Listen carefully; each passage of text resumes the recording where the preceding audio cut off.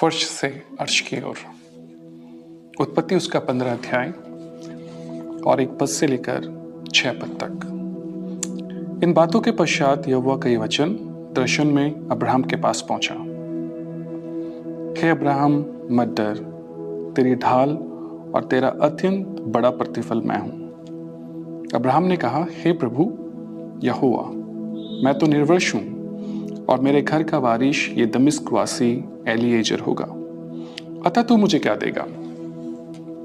और अब्राहम ने कहा, तूने तो मुझे वंश नहीं दिया, और क्या देखता हूं कि मेरे घर में उत्पन्न हुआ एक जन मेरा वारिस होगा। तब यहोवा का ये वचन उसके पास पहुंचा, ये तेरा वारिस ना होगा, जो तेरा निज पुत्र होगा वही तेरा वारिस होगा। और उसने उसको बाहर ले जाकर कहा, आकाश की ओर दृष्टि करके तारागण को गिन, क्या तू उनको गिन सकता है? फिर उसने उससे कहा, तेरा वंश ऐसा ही होगा। उसने यहोवा पर विश्वास किया और यहोवा ने इस बात को उसके लेखे में धर्म गिना। यहाँ पर हम परमेश्वर, यहोवा और अब्राहम के बीच एक बहुत ही अद्भुत कॉन्वर्सेशन को देखते हैं। परमेश्वर का वचन अब्राहम के पास दर्शन के में पहुंचता है और अब्राहम से परमेश्वर कहते हैं कि तेरी ढाल और तेरा अत्यंत बड़ा प्रतिफल मैं हूं। और इसके बाद अब्राहम परमेश्वर से एक सवाल पूछता है और इनफैक्ट परमेश्वर को वो बताने की कोशिश करता है कि प्रभु, आप तो मुझे रिवॉर्ड देना चाहते हैं, आप मेरे रिवॉर्ड हैं, लेकिन मैं चाइल्डलेस हूं, मैं निर्वंश हूं, और जो मेरे घर का वारिस है वो दमिश्कवासी एलीएजर होगा, जो मेरा सर्वेंट है। अब आप मुझे क्या देंगे? और 3 पद कहता है, अब्राहम ने कहा, तूने तो मुझे वंश नहीं दिया, और क्या देखता हूं कि जो मेरे घर में उत्पन्न हुआ एक जन मेरा वारिस होगा। इसके बाद फिर से परमेश्वर का वचन अब्राहम के पास पहुंचता है और परमेश्वर का वचन उससे कहता है कि ये तेरा वारिस ना होगा, जो तेरा निज पुत्र होगा वही तेरा वारिस होगा।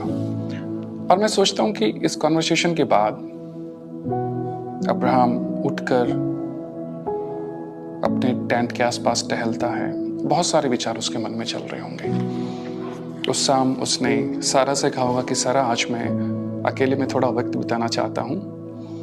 और अब्राहम अपने तंबू में गया और वहां जाकर वो लेट गया और इन सब बातों को वो सोचने लगा, अपनी उम्र के विषय में, भविष्य के विषय में, परमेश्वर के वायदों के विषय में, और इनफैक्ट जिस वचन से परमेश्वर ने उसको कहा कि ये तेरा वारिस ना होगा, परंतु तेरा निज पुत्र तेरा वारिस होगा।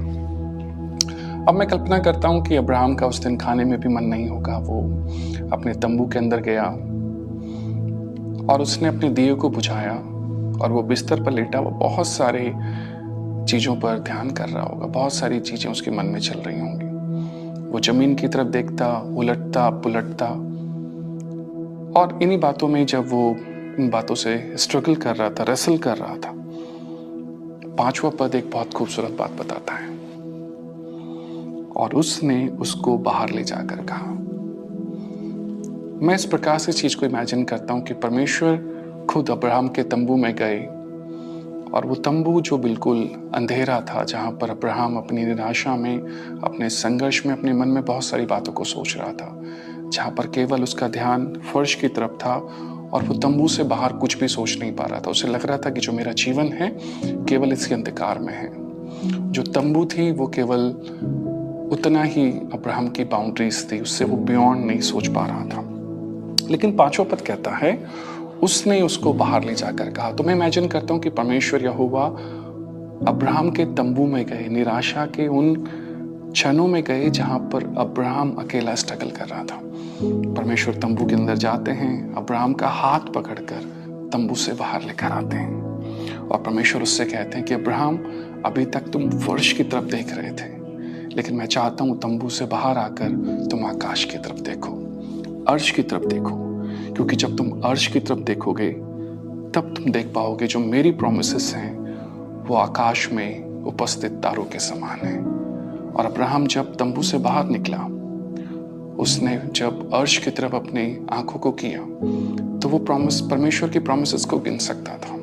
उसने देखा आकाश में अनगिनत तारे हैं, और उसने ये पाया कि परमेश्वर ने मुझसे वायदा किया है कि जो मेरी संतान होंगी वो आकाश के तारागण के समान होंगी। और उसका हृदय इस वचन के साथ भर उठा। और मैं विश्वास करता हूँ कि उन दिनों के बाद अब्राहम सारा से कहता होगा कि डिनर के बाद आओ सारा, हम टेंट के बाहर कुछ समय लेटें। और मैं चाहता हूँ कि हम खुले आसमान में हमेशा तारों को देखें, क्योंकि हर तारा परमेश्वर की ओर से हमें दिया गया एक आशीष है, वो हमारा वंश है। तो मैं विश्वास करता हूँ कि इस घटना के बाद से अब्राहम और सारा का ज़्यादातर समय खुले आसमान के नीचे तारों को देखते हुए बीतता था, क्योंकि वो जानते थे कि हर एक तारा उनके लिए प्रोमिसेस है। तो मेरे प्रिय, मैं आपको उत्साहित करना चाहता हूँ, फर्श की तरफ ना देखें, अर्श की तरफ देखें। परमेश्वर ने आपके लिए बहुत आयत की आशीषें रखी हैं। परमेश्वर आप सबको आशीष दे।